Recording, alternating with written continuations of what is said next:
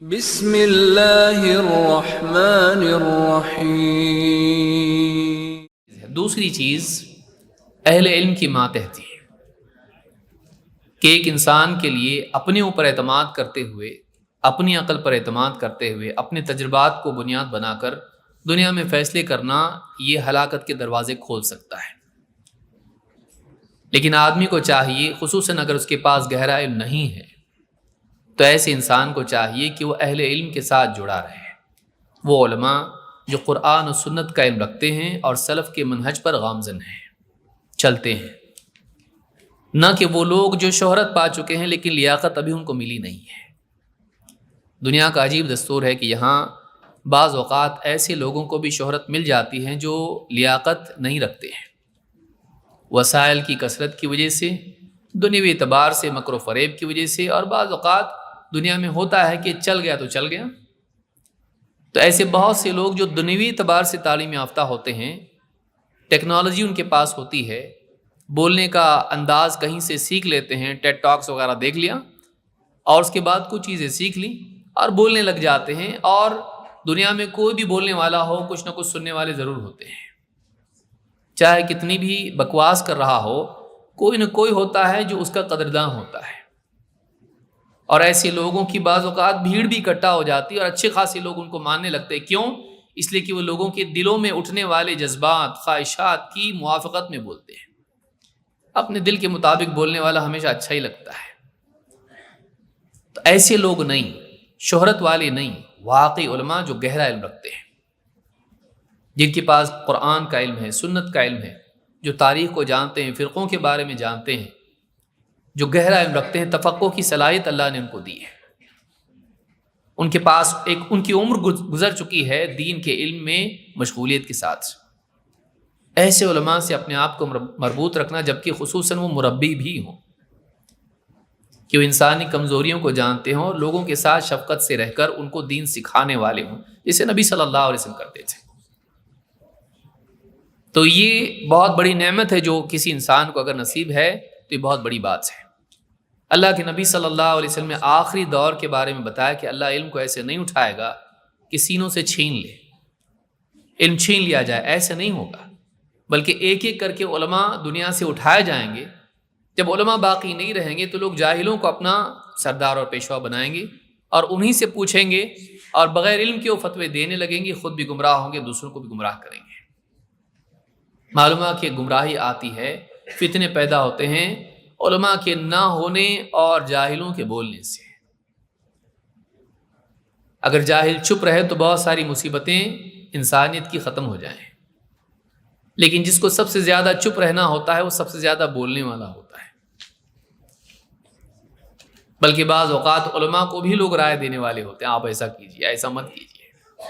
جبکہ ان کے پاس علم نہیں ہوتا ہے۔ سیاست کے معاملات میں علماء ایسا نہیں کرتے ہیں، علماء کو یہ سیاست میں اترنا چاہیے،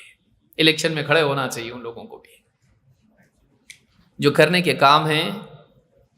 ان میں تعاون کی بجائے ان کو اور چیزوں میں دھکیلنے کی کوشش کرتے ہیں۔ تو علماء کی قدر کرنا، ان سے جڑے رہنا اور ان کی ماتحتی اختیار کرنا، یہ نہیں کہ اپنی گاڑی میں ان کو بٹھایا جائے اور خود ڈرائیونگ سیٹ پہ بیٹھے ہیں۔ کچھ لوگ ایسا بھی کرتے ہیں، ادارہ بنا لیا، عالم کو تبرک کے طور پر رکھا گیا آتھینٹسٹی کے لیے، بلکہ کرنا وہی ہے جو ہم کو کرنا ہے۔ آج کل کے اس دور میں بہت سارے ایسے لوگ بھی ہیں جن میں شوق ہوتا ہے دین کا کام کرنے کا، لیکن ماتحتی کا مزاج نہیں ہوتا ہے۔ یہ سارے فتنے اس کی وجہ سے پیدا ہوتے ہیں جو دین کے نام پر ہوتے ہیں، اور جس کو بہت سارے لوگ پکڑ بھی نہیں پاتے ہیں۔ علماء سے جڑے رہنا، ایسے علماء جو قرآن و سنت کا علم رکھتے ہیں، ایسے لوگ نہیں جن کے پاس بولنے کا سٹائل ہے لیکن علم نہیں ہے، اور ایسے لوگ بہت چمک رہے ہیں، اور لمبی لسٹ ہے، ان کی لسٹ بھی چھوٹی نہیں ہے۔ کوئی انکار حدیث میں ہے، محمد شیخ جیسے لوگ، شیخ نام لگنا بھی ایک بہت بڑی بات، ایسے لوگوں کو بھی نام لگ جاتا ہے، شیخ ہے وہ، جس کی بالکل غیر معقول باتیں، قرآن و سنت تو بہت دور کی بات ہے، آدمی کچھ بھی بول دیتا ہے، یا تھوڑے مہذب الفاظ میں بولنے والے جامد غامدی جیسے لوگ، یا تصوف اور سیاست کو جوڑ کے ایک نیا کچھ پیش کرنے والے، وہی جو پرانا ہے، اسرار احمد، یا اسی طرح سے مودودی صاحب جن کی کتابیں آج بھی اسی سے لوگ اخذ کر رہے ہیں، جتنے بھی اس قسم کے لوگ ہوں گے وہیں سے لیں گے اور اپنے طور پر اس کو نئے ماڈرن انداز میں پیش کریں گے۔ یا مغرب کی طرف سے آزاد کرنے والے دائی، آزادی کی دعوت دینے والے، نئے نئے افکار پیش کرنے والے، یاسر قاضی ہوں یا اسی طرح سے نعمان علی خان ہوں، جو سرے سے صاف حدیثوں کا بھی انکار کرے، مذاق اڑائے ان کا، حرام کو بھی حلال کرنے کے لیے اپنی طرف سے باتیں بنا کر پیش کریں۔ بہت سارے نام اس میں پیش کیے جا سکتے ہیں، سارے نام پیش کرنا مشکل ہوتا ہے، لیکن یہ کہ آدمی یہ دیکھے اہل حق کون ہے، علم کہاں سے آ رہا ہے، کتاب و سنت کی بات کون کر رہا ہے اور سلف کی باتوں کو کون پیش کر رہا ہے، نئی چیزیں کون پیش کر رہا ہے اور واقعی پرانا وہ دین جو واقعی دین ہے اس کو کون پیش کر رہا ہے۔ باتوں میں لوگوں کی نہیں آئے، شہرت کو نہیں دیکھے، جگمگاہٹ کو آدمی نہیں دیکھے، علم کو دیکھے اور آدمی علم کی باتوں کو قبول کرے۔ تو آپ نے اللہ کے نبی صلی اللہ علیہ وسلم نے بتایا کہ بعد میں گمراہی کیسے آئے گی، لوگ علماء دنیا سے چلے جائیں گے اور لوگ جاہلوں کو مقام دیں گے جو علماء کا تھا۔ یا اسی طرح سے آپ دیکھیں حسن بصری رحمۃ اللہ علیہ فرماتے ہیں ان الفتنة اذا اقبلت عرفها العالم واذا ادبرت عرفها كل جاہل۔ فتنہ جب آ رہا ہوتا ہے سماج میں، عالم اس کو پہچان لیتا ہے، لیکن جب وہ دندناتا ہوا ساری تباہی مچا کر نکل جاتا ہے، سارا بگاڑ پیدا ہو جاتا ہے، فساد پیدا ہو جاتا ہے، تب جا کے ہر جاہل اس کو پہچان لیتا ہے۔ فتنے کے نتائج سے عام لوگ اس کو پہچانتے ہیں، فتنے کی علامات سے علماء اس کو پہچانتے ہیں۔ اب آدمی کے پاس چوائس ہے کہ نقصان کے بعد، گڑھے میں ہڈی ٹوٹنے کے بعد معلوم ہو گڑھا ہے، یا پھر علماء کے بتانے سے جانے کہ بھائی یہاں سے مت وہاں سے جاؤ یہ گڑھا ہے، اس کی مرضی ہے، دونوں کو معلوم ہوتا ہے، لیکن ایک کی ہڈی ٹوٹتی دوسرا بچتا ہے۔ تو علماء کی ماتحتی فتنوں کے دور میں اہم ترین چیزوں میں سے ہے، بلکہ فریضہ ہے۔